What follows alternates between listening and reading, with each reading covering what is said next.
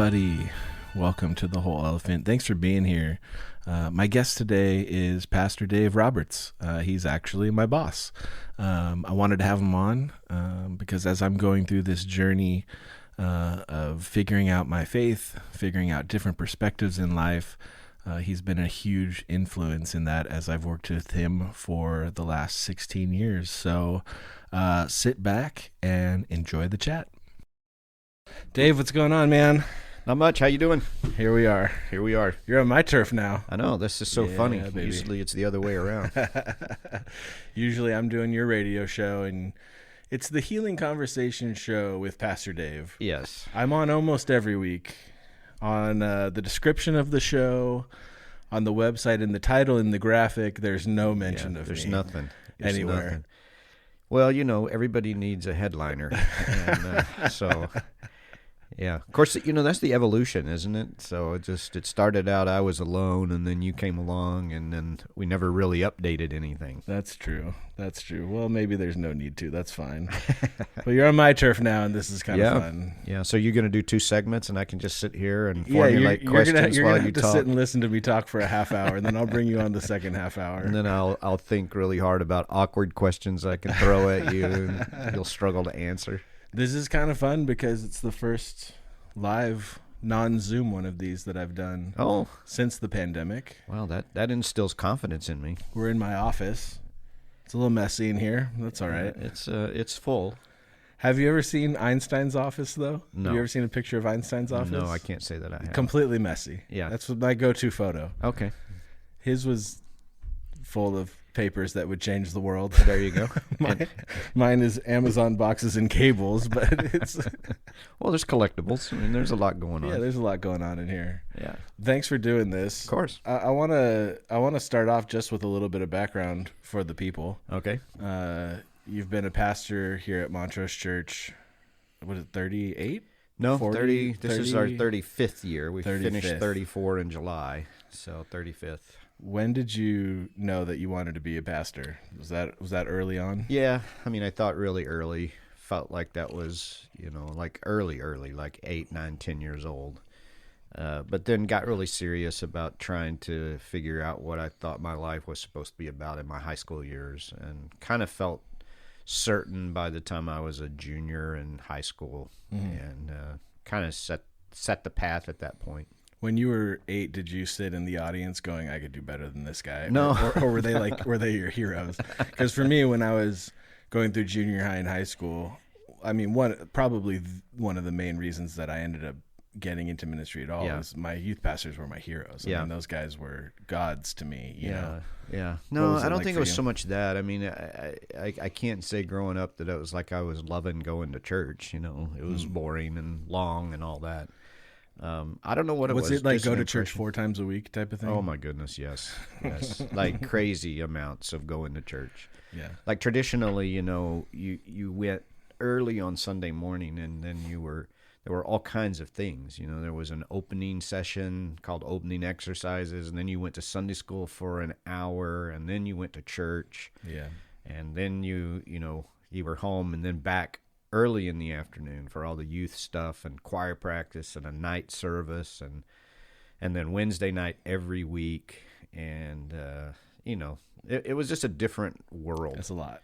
Yeah. And then every fall and every spring there would be special services where you'd go every night for a week. Right. You know, it was not fun. I grew up going to church a lot. Not that much, but especially when I got to high school, I went to an all-boy Catholic school. Yeah. So church was the only place I saw girls. Because I was around Needed boys all day.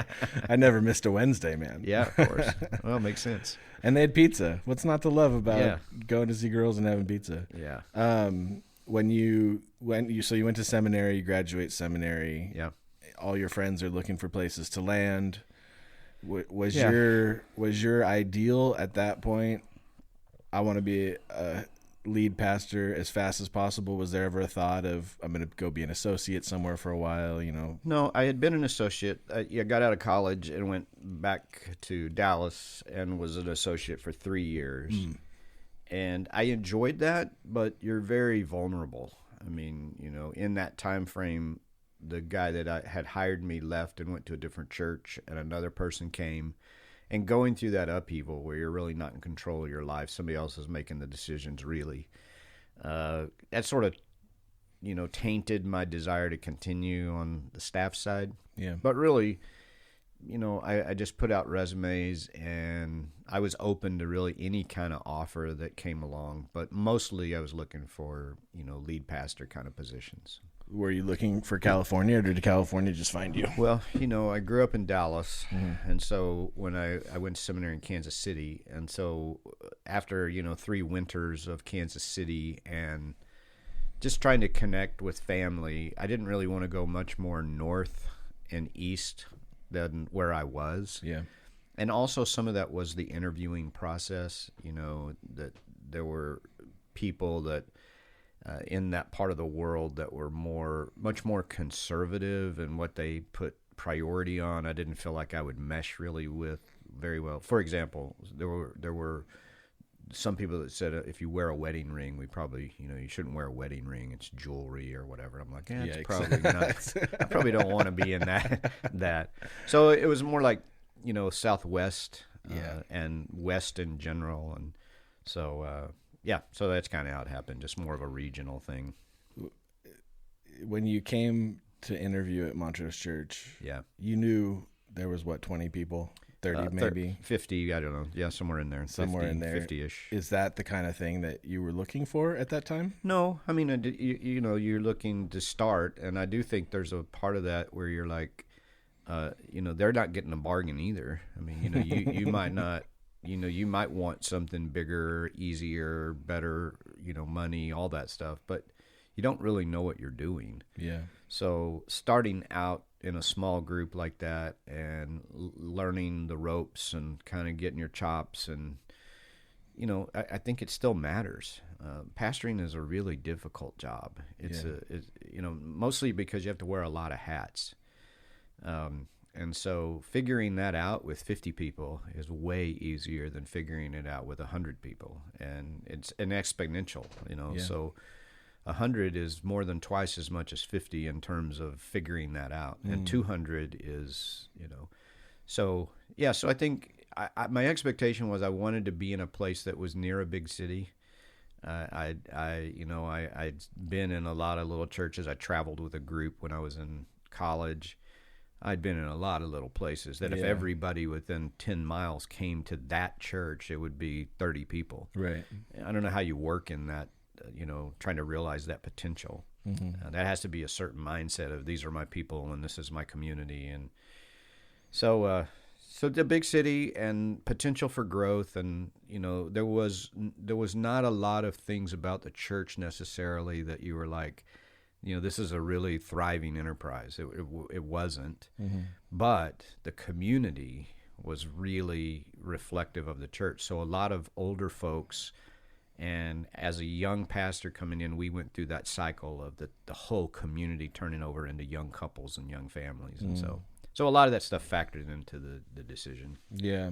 You stayed for 35 years. Yeah. Was that the plan at the beginning, to settle down somewhere and be there that long? No. I mean, the plan was to try to do more long-term kind of ministry than short-term. I think at the time that I graduated from seminary, the average stay of a senior pastor was 24 months. Yikes. It's really hard to establish any kind of, ministry is still about relationships. In 2 years, and looking back now, really something changed at 5 years. It's like they trusted me for the first time that I wasn't going to go to the first better offer I got. Right. So it was always an idea of doing it long term, but long term to me was 8 or 10 years. It had no, and I probably would have left.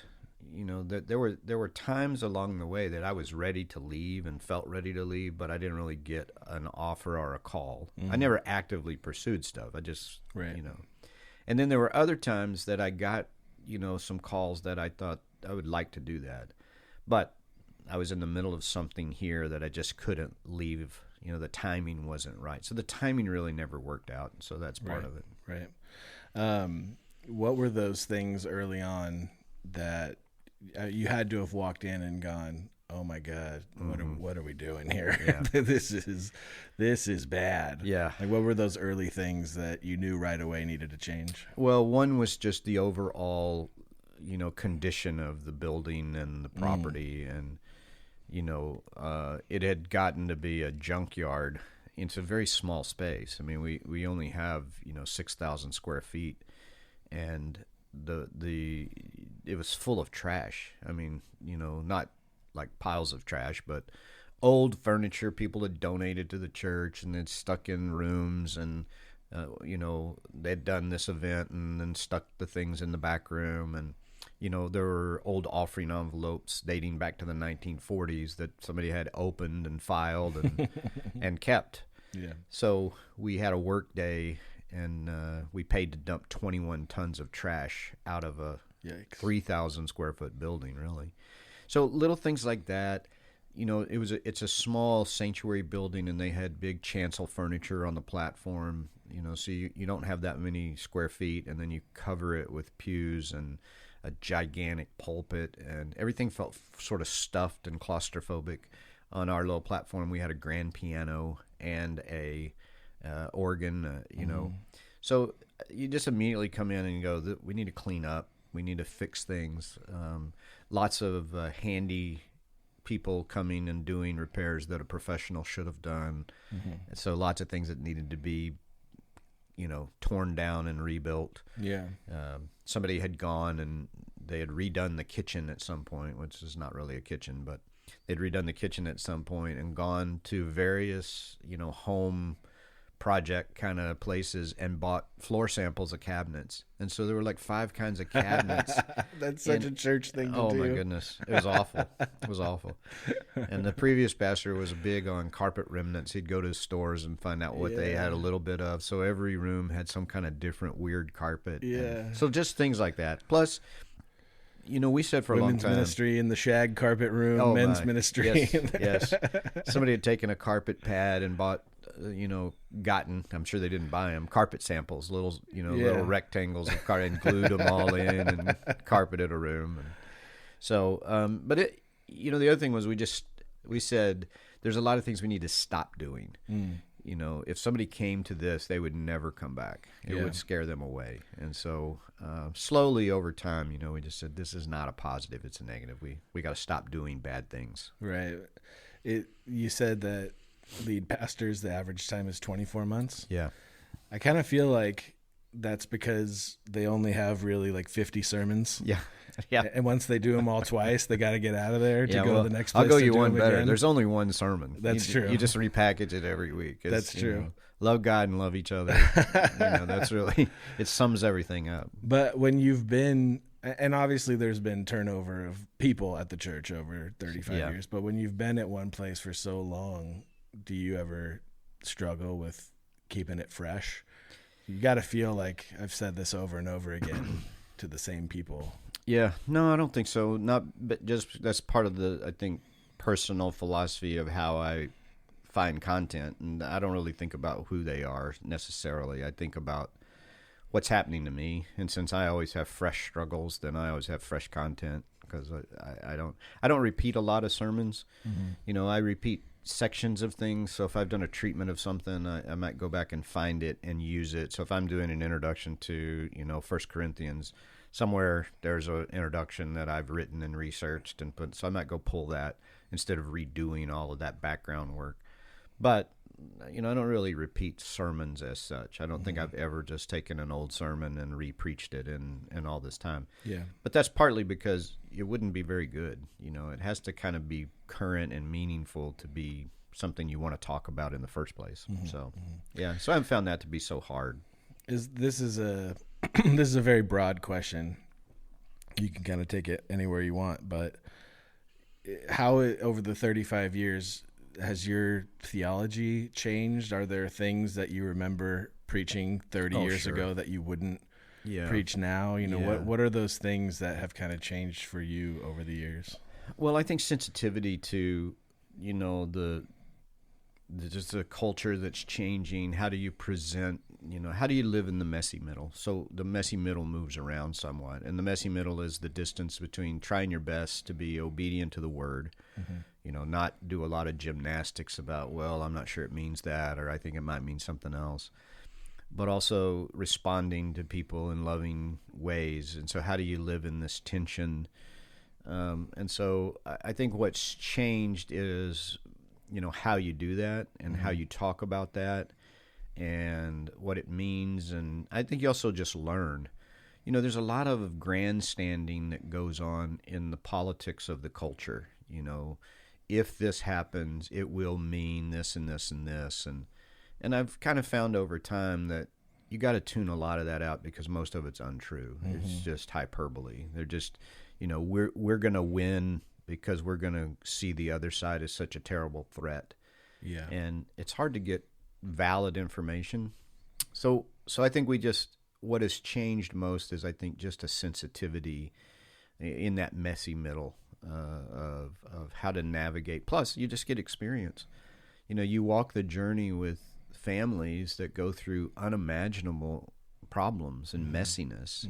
And I think then when you stand up to talk on a weekend, you want to be sure you're talking in a way that, they feel like they're getting actual guidance and content and support and encouragement. And I don't say those things lightly. Real guidance, there are things that help us thrive as human beings in relationship and as families. Right. But also encouragement. And so I think that process has just probably mellowed over time. I think there's probably more wisdom in it. It used to be more about, thinking and making a declaration, and now it's more about walking with people through the journey. Yeah. I always think the more I do this, it's like Groundhog Day, the musical, or the movie, but specifically the musical. After he's lived day after day after day, thousands of days, right? He's literally learned all the knowledge. He's experienced everything he could possibly experience. Our friend of the podcast, Tim Minchin. Yes. He and friend of the radio show. Friend of the radio show too. Yeah. Heyo. He wrote the lyric, "I know now that I know nothing." Yeah. And it's just such a brilliant part of that musical that I've learned everything, I've experienced everything, and what I know is that I don't know. Yeah. Do you get that kind of feeling the more you go along? Yeah. I mean, I know very little. I believe a lot of things. And I just think that reality of saying that in that way, I'm free as a leader to talk about what I believe, but I don't know. None of us have died and gone to the other side and come back and can declare this is absolutely how it is. Yeah. I think God is bigger and more loving and more graceful and more powerful than we can possibly imagine. And so humility to me is the core value of being a leader. If and it's sad how seldom we see humility in any form or fashion, whether that's a celebrity, whether it's a politician, an athlete, that would just say out loud, I could stand here and pontificate about a lot of things, but the truth is I don't know. I'm just living my one life. And so I can only speak to things from my one perspective. I don't know what happens to everybody else. And so I think, here's what I believe, but I'm certainly willing to listen to someone else and be engaged in that way. Yeah. So the whole reason I, kind of the journey of why I started this podcast and, trying to break out of my small Christian bubble upbringing and see if God is in other places, see what other people believe, see how other people are living. There's probably a good amount of pastors who would not employ somebody who's doing this podcast. And yet I've been here for 16 years. Yeah. Am I somebody that you would have employed 35 years ago? I probably would have hired anybody 35 years ago. I mean, probably anybody who could have helped. I could play 4 chords and I could sing on key. Absolutely. I think that spirit and attitude of how do we build bridges. I mean, I guess my question is, I'm a doubter. I'm a cynic.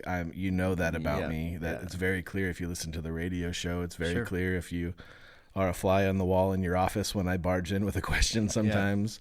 Have you? I grew up with, God spits out the lukewarm Christian. You got to be all in on this, baby, and you got to be bringing your friends because we don't want them to go to hell. Right, and right. All those things. It kind of felt like an all or nothing situation. Sure. I have softened to that, and I was just wondering if that has been a transition. Well, I think because you can talk about truth, and then you can talk about authenticity. And so again, that's back into the I believe and I know. Mm-hmm. And so I think there is a definite part of the process of being a Christian and really pursuing any kind of belief structure of I'm doing it sincerely. I'm not just buying into what I'm being told. I'm actually searching. Tennyson says there is more faith in genuine doubt than in all the creeds in history. Yeah. And I think that reality, I'm not afraid of the fact that you ask big questions. I think the faith needs to be able to stand up to the big questions, especially in our culture now. Mm-hmm. The deconstruction of faith among the generations is such that if you can't be in a space to answer very real questions, maybe that is offensive to a generation, my generation. Maybe it's offensive to a certain segment of Christianity. But to have genuine questions and to be in an honest search for answers shouldn't be a threat to the church or disqualify us for service. I mean, I think what happens is in asking those real questions, we're able then to walk authentically with people who are asking. And that's part of what the philosophy of the radio show is. Let me do 2 segments, talking about whatever, and then let you listen and then go, hey, you said this, and I don't really get that. I'm not sure that's true. Well, we're doing that in real time, and we don't script that, so I don't know what you're going to say.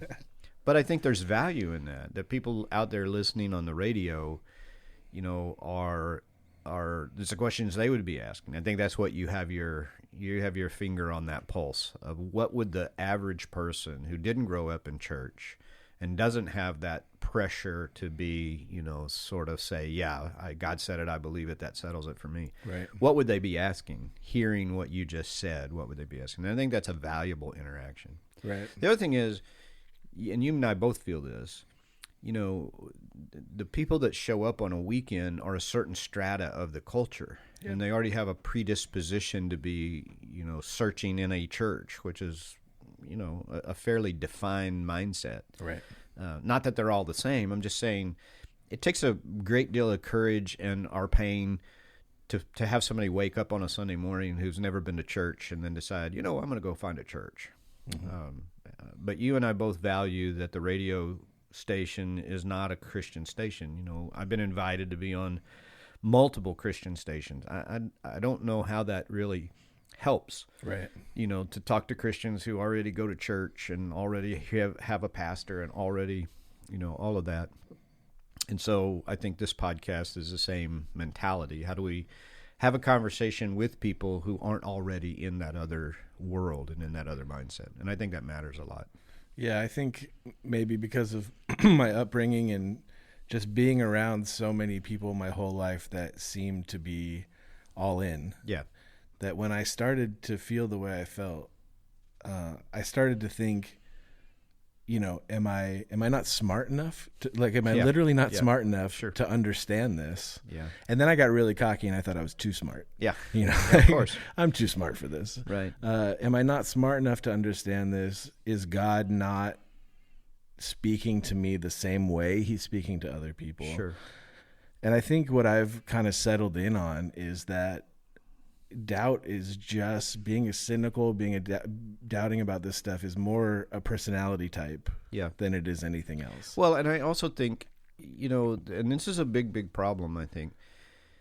Classically, to look at Christianity and to look at faith and, the Judeo-Christian tradition, we've always had people asking really hard questions. Mm-hmm. When you move into the depth and intellectual and philosophical side of faith, you're going to find some incredibly deep thinking.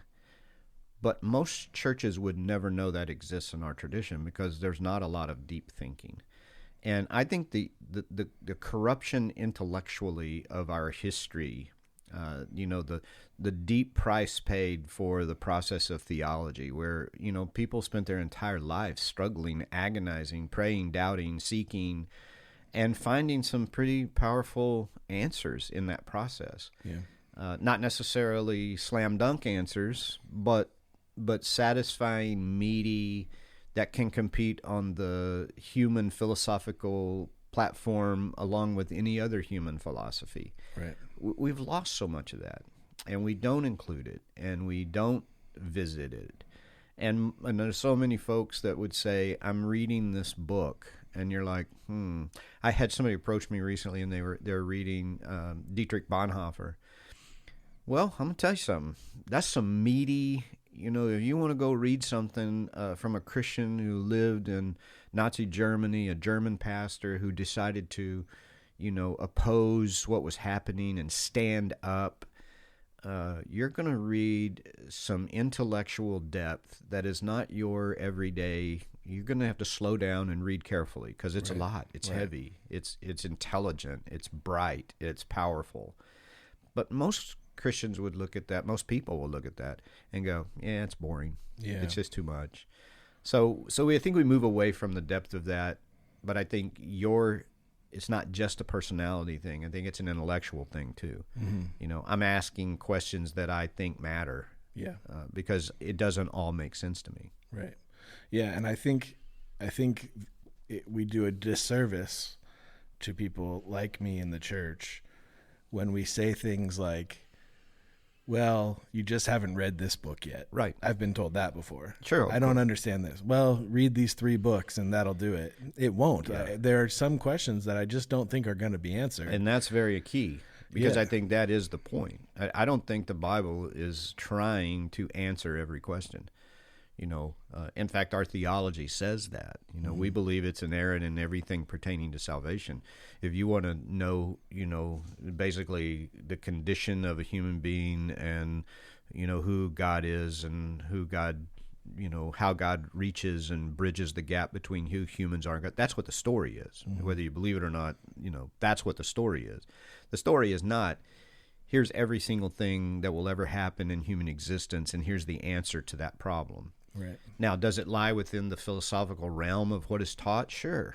But it on purpose remains ambiguous about some things because it transcends time and space. If you buy into the premise of what it is, it's the inspired word of God, and it isn't rooted in a specific generation or age. Right. And in order to do that, it can't nail itself down. I mean, if it did, the whole New Testament would be about the Roman Empire and overthrowing the Roman Empire, which today would be entirely irrelevant. Yeah. But it isn't about that.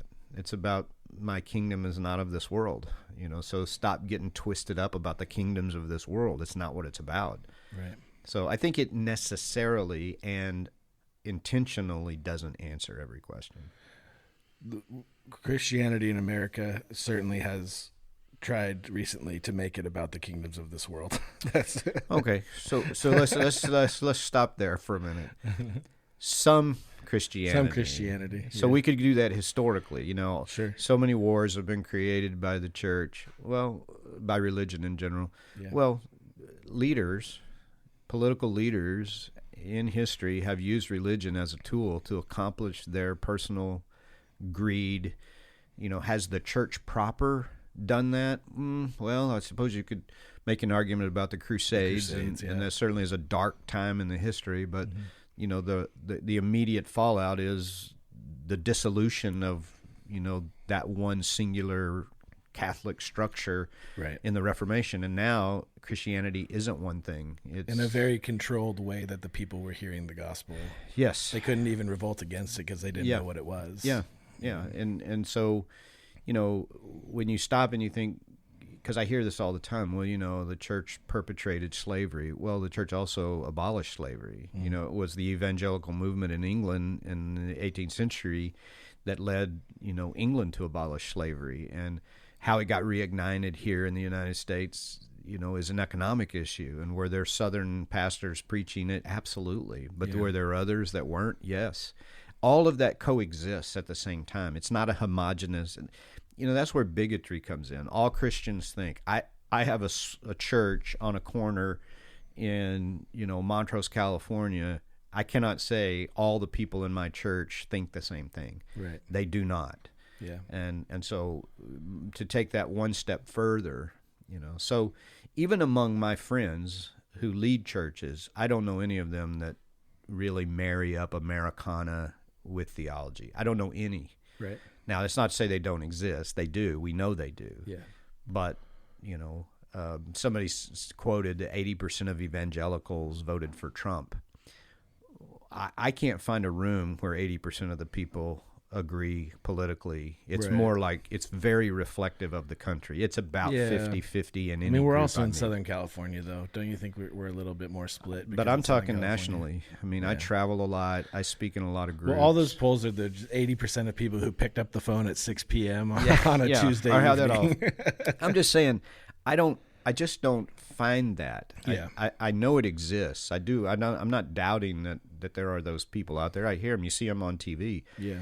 I'm just saying, it seems to me that very often when you want to describe Christianity, you don't go to the highest level of the church. You find a church that's teaching what you want to attack or lampoon, Right. and you can find them. Right. But I could do that with almost any movement.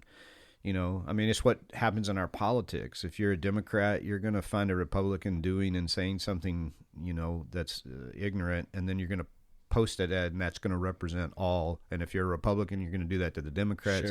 Sure. There's a lack of honesty in that. Right. And so the diversity, I think, is a big deal within the context of the church. Because you find churches that lean way to the progressive side and then churches that lean way. But here's the thing. I do think this is true.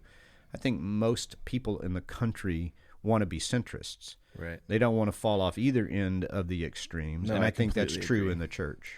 I look at America sometimes as 10% of people yelling over 80% of people to the other 10% of people on the other side. Yeah. And I think because of market share and because of, fundraising, if I'm going to raise money, I need to make sure that everybody knows that the other side is a threat. Yeah. Because that's what inspires people to give. Right. If I can't generate that, if I'm just kind of, we're kind of all in this together, and, there's not 10 cents difference between the Democratic perspective and the Republican, because we all believe in a strong country and Right. doing good for, everyone, and nobody should be comfortable while other people starve. Right. Generally, I think people want the same things. Right. It's also about clicks and what people Sure. are want to click on. There's a song lyric from an artist called Passenger, and paraphrased, it's, if you knew the meaning of life, Yeah. if you had it all worked out and you streamed it live on YouTube, it would have less views than Gangnam Style. Yeah. Like That's so true. And the that's so truth the truth doesn't get as many clicks as It's not crazy. as- yeah. And so crazy gets perpetuated by the algorithms more than the actual truth does. Yeah, well, and that's not to mention that, what is actually the value of life is we all intellectually, give assent to, let's be nice to each other, let's love each other, let's be decent human beings, The virtue is, that's boring. You get up every day and you do the right thing, and you do it over and over and over and over, and if you do it consistently, you end up with a meaningful life, that you have healthy relationships, and if you don't do it, you don't. Right. You end up with something else.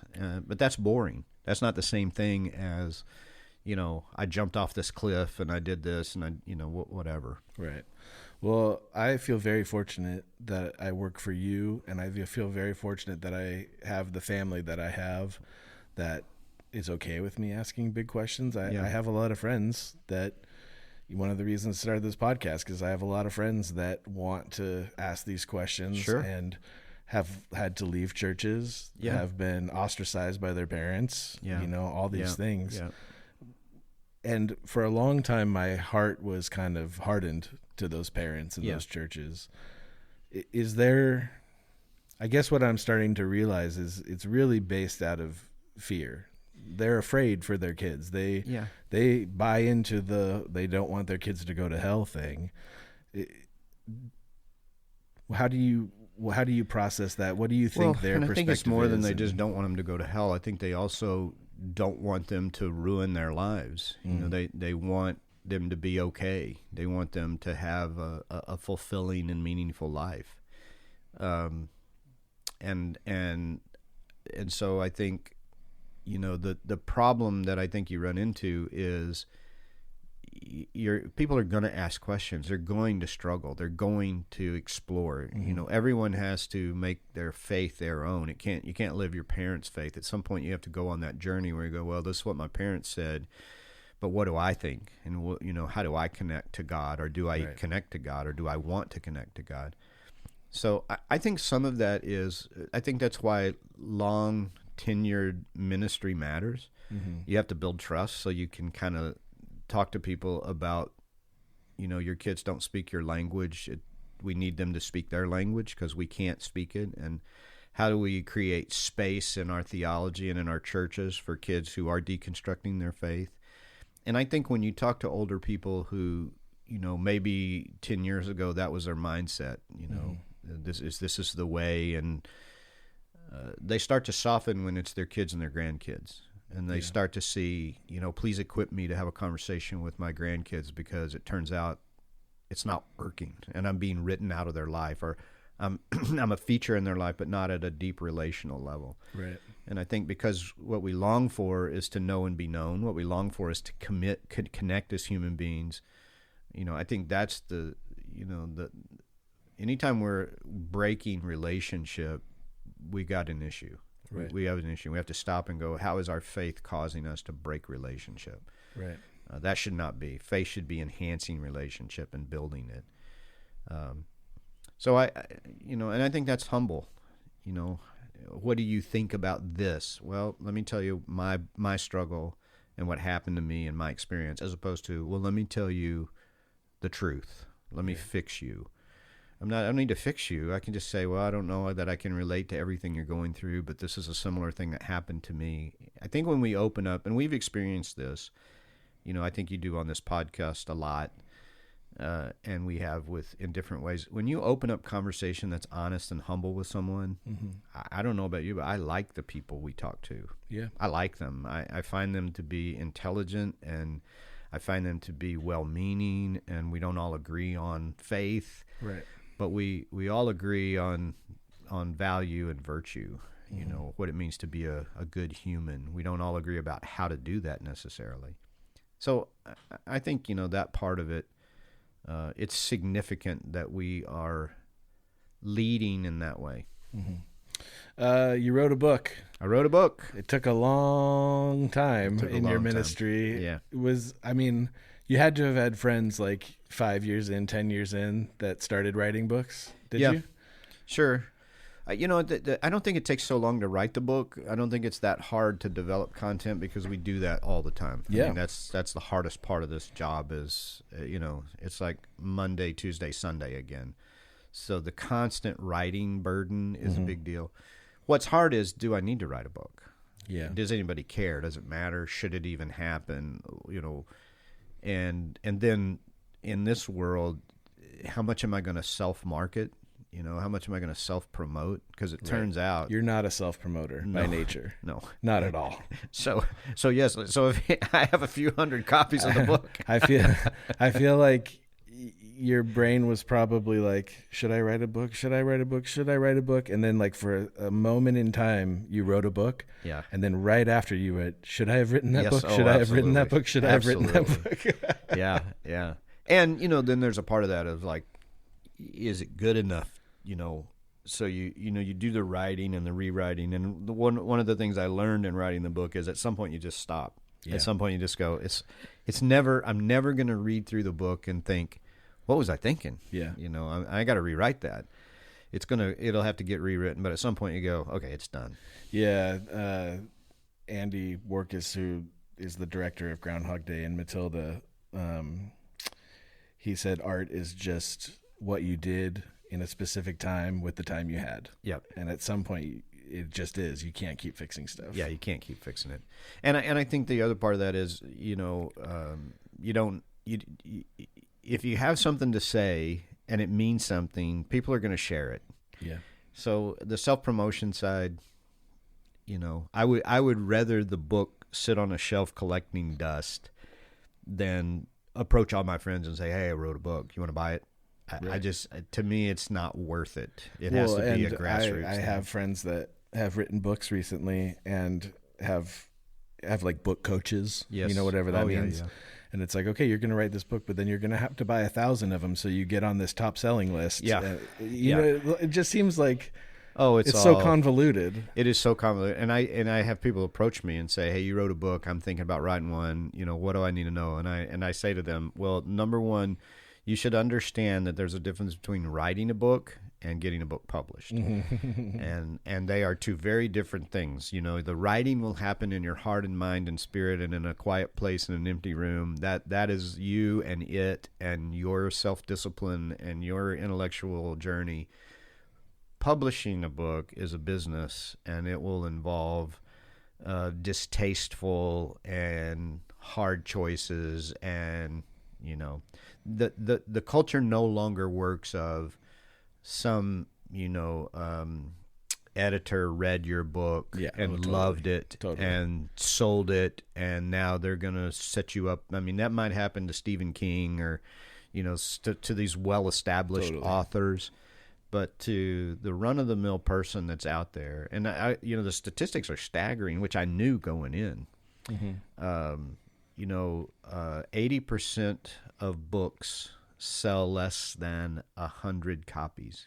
Wow. 80% of published books sell less than 100 copies, and 98% sell less than 1,000 copies. Wow. So, when you say, you got to buy 1,000, you'll be on the bestseller list. Well, you're in the upper 2% of all books published. Yeah.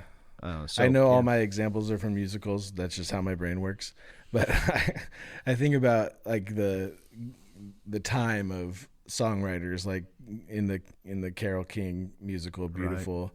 It was like, well, I moved to New York and I knocked on the publisher's door and they let me come in and I sang 3 songs for them and then then they signed me. It's like, what? You can't even get in the building now. I have a good friend that's acquisitions editor for a major. She's retired now, but she was an acquisitions editor when this was all happening for a major publisher in the United States. Yeah, and so I called her and I said, hey, I'm working on this book. This is what I'm up against. I'm getting to the end, and I'm ready to now, kind of think about the publishing side. And she said, "Well, so here's the deal. Do you have a 1 million followers on your blog?" And I'm like, "No." All right. Were you in a major national news event, catastrophe? Something, and you survived? Are you writing about something that everybody knows about? No. So she said, well, basically, you're not going to get published by a traditional publisher. Yeah. The days where you send me a manuscript and I read it and I like it and I go. So then, because that's all true, it's really hard to know if it's any good. Yeah. Because what ends up happening is you end up, sending it in to acquisitions editors, and then they'll say, oh, yeah, it's really good. For $2,000, we can do X, Y, and Z. So you're really just buying your way into the process. Yeah. So it's a weird deal. Parker Panel, who was on this podcast a couple episodes ago, he kind of, rose through TikTok fame. Yeah. And now he moved to LA to be an actor. And literally part of the audition process for Disney, Nickelodeon, all of that for actors is, how many followers do you have on Instagram? How many followers do you have on TikTok? Not can you act? Yeah. It's literally how many followers do you have? Because when you post that, that's free advertising for us. Sure. That's crazy. Well, it is, but at the same time, when you think about how it used to work, where there was like market studies and, focus groups and all that stuff about how do we produce what people want.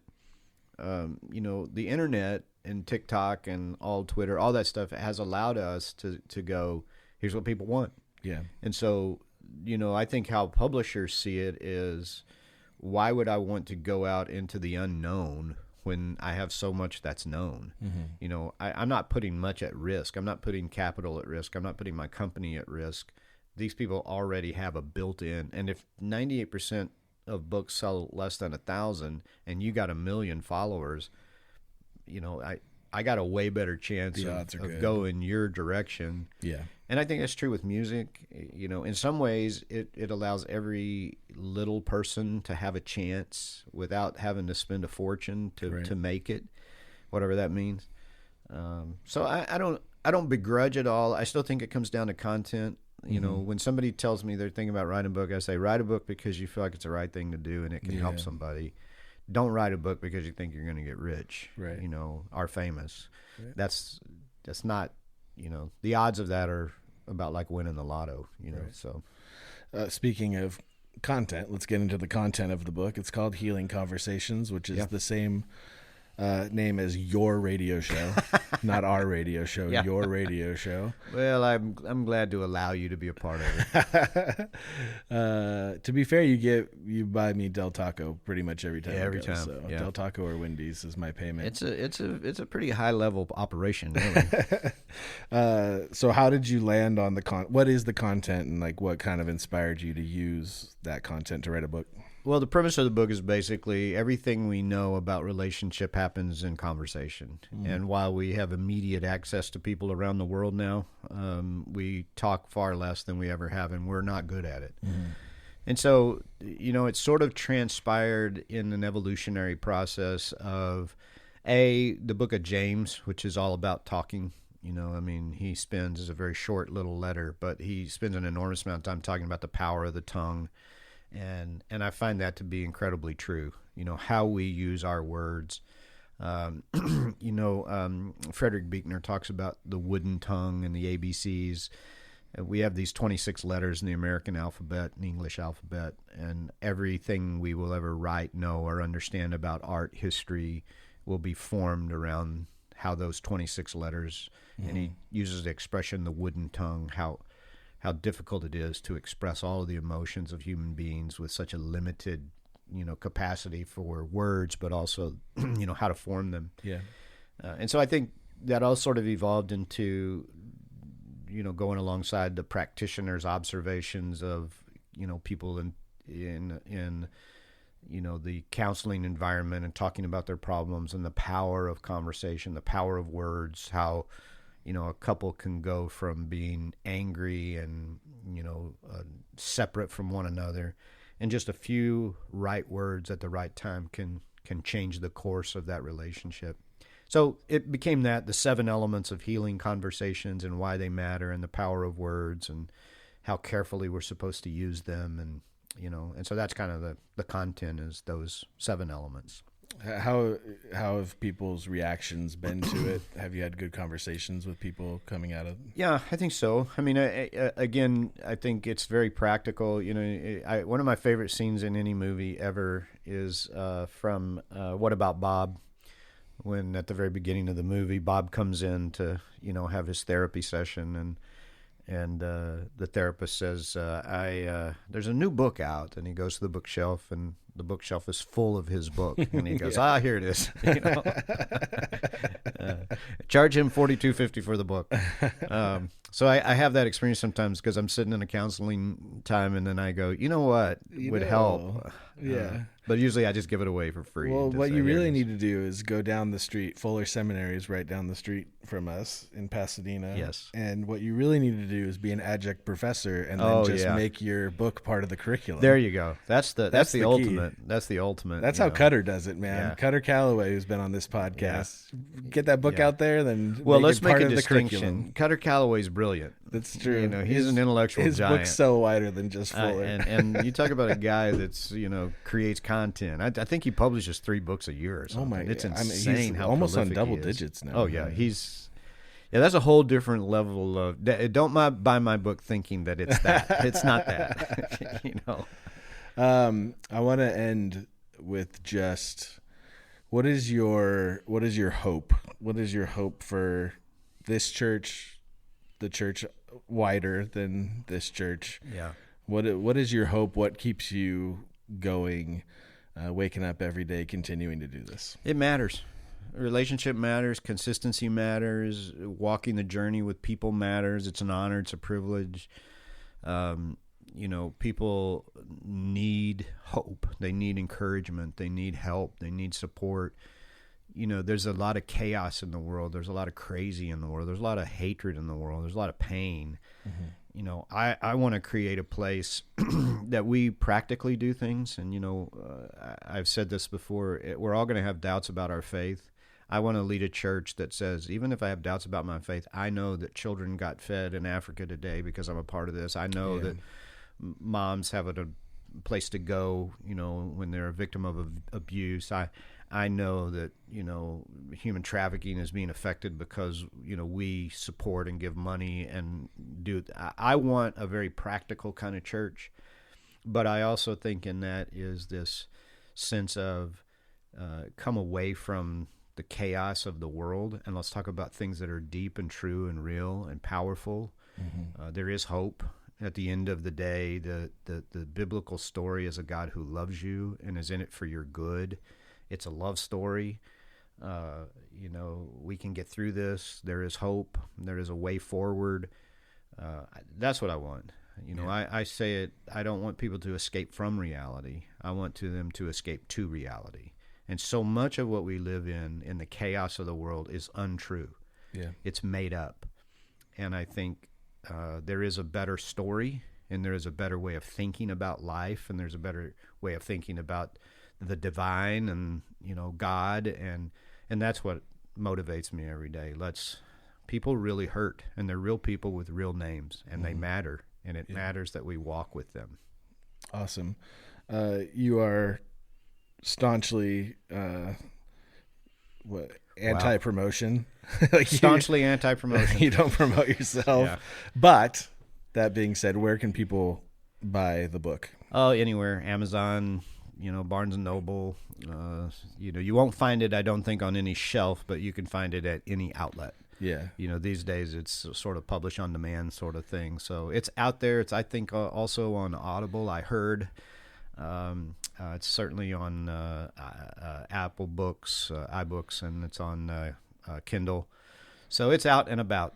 Healing Conversations by David Roberts. Yes. Did you go David to seem a little smarter? No, I went David because, it turns out there's a lot of books called Healing Conversations, and there's a lot of Dave Robertses in the world. There's a lot of Davids, too, but at least it's a little more distinct. So people will know that it's not about the conversations you have in the Dodgers locker room. Yes. Yeah. I got to make that a little bit more famous Dave Roberts here in Los Angeles than you. Yeah. And what's funny is how many people come up to me and go, "Hey, do you know that?" I'm I kind of do know of it. Yeah. Also, Healing Conversations, your radio show, is on KABC 790. What time are we on? 6 a.m. 6 a.m. 6 a.m. on Sundays. But I tell people, because I think there's a very select age group that listens at 6 a.m. on Sunday morning. Yeah. That might be an older group. And truckers. Truckers, must be the only people. But the podcasts do roll up on the website. So you can go to kbc.com and you can go to podcasts, and we're called Healing Conversations. Yeah, you list or anywhere you're listening to this podcast, just type in Healing Conversations, Dave Roberts, and you'll find it. And also, if people want to check out the church, montrosechurch.org is probably the best way to do that. That's the best way. Yeah. We stream live on Sundays. Yeah. Come check and us out. And there's sample sermons if you just got, 30 minutes to kill. Yeah. Because, my sermons tend to be 20 to 25 to 30 minutes Once long. you've streamed everything on Netflix, then there's more content for you. All right, man. I appreciate you doing this. And I appreciate you being here, man. Thanks, man. Enjoyed it.